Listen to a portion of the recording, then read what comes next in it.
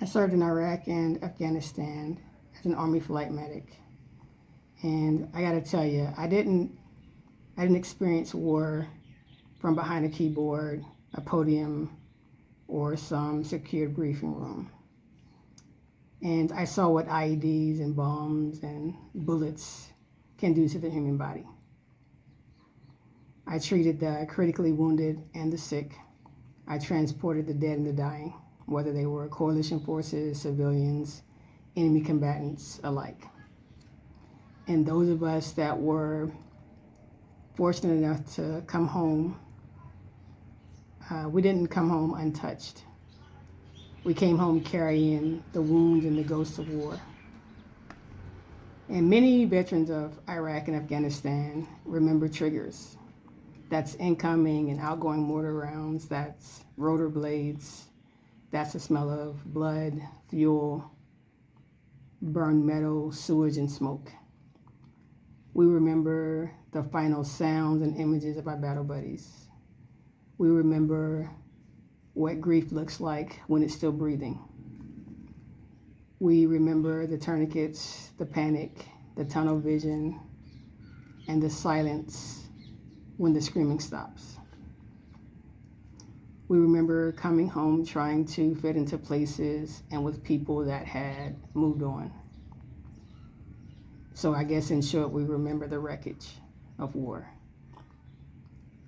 And that isn't the reason why I'm saying this just to brag. The reason that I'm telling you is because I am dead set on this reckless Trump war with Iran and the wider region. And that's why I can't listen to these keyboard warriors, these cable news hawks, or these same consultants and political classes that sold us our previous wars. I mean, they have the luxury of losing nothing, while those of us that have to invest lose everything. And if this war were truly about security, this administration would take the case to Congress. They would hear from the American people, they would define the end game, they would explain the costs, and then they would tell us how they're going to pay for it and who exactly would be paying for it. But they can't do that, honestly, because it's not about security. It's about power, it's about Israeli regional dominance and land grab, and it's about using American force where diplomacy should have been exhausted first and foremost, but hasn't. The American military should not be a substitute for diplomacy. It should not be used for tools for the war profiteers, the weapon contractors, and the political opportunists getting rich from trading their war stock and betting on the outcome. And most certainly, we should not be dragged into a war on behalf of a genocidal Israeli government. We already send Israel about $3.8 billion a year in military aid. And now we are being asked to give them more lives, more money, more trauma, more instability, and for what? Because when I hear people casually pushing this Iran war, I hear, amnesia. I don't hear strength.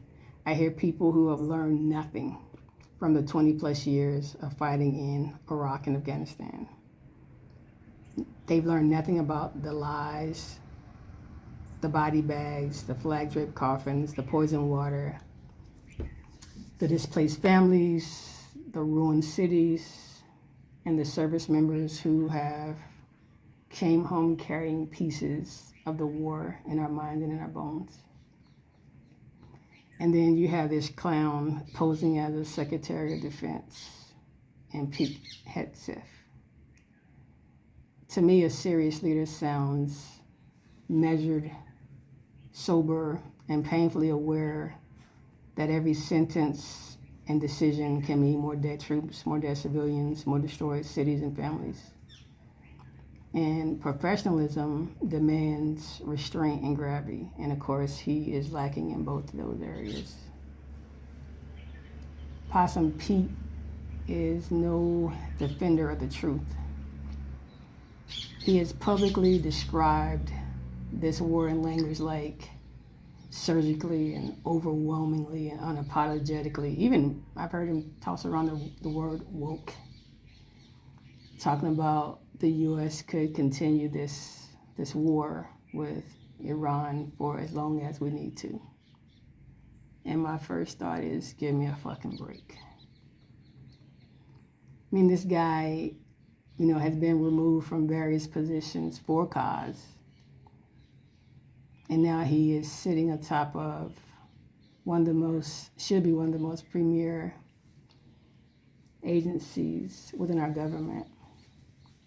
But who would have thought that a drunk, mediocre TV host could be so tone deaf, so performative? I don't know, maybe he thinks he can treat this war like a cable news segment or some Call of Duty podcast. Not a war where people lose lives, limbs, homes, children, parents, infrastructure, stability, and their futures. Maybe because under this current administration, accountability doesn't seem to exist.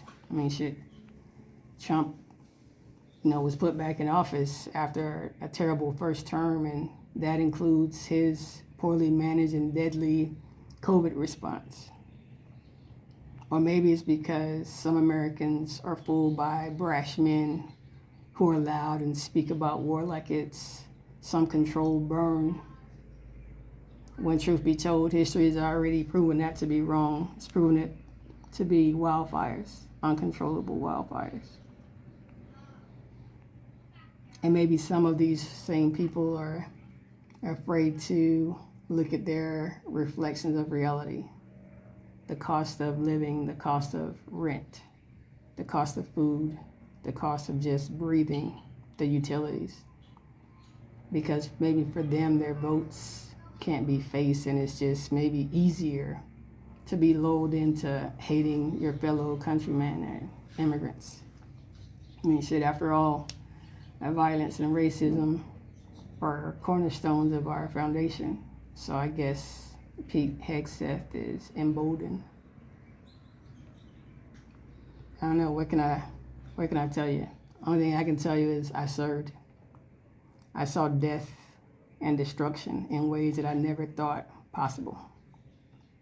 And this is exactly why I'm saying no to this Iran war and any regional destabilization.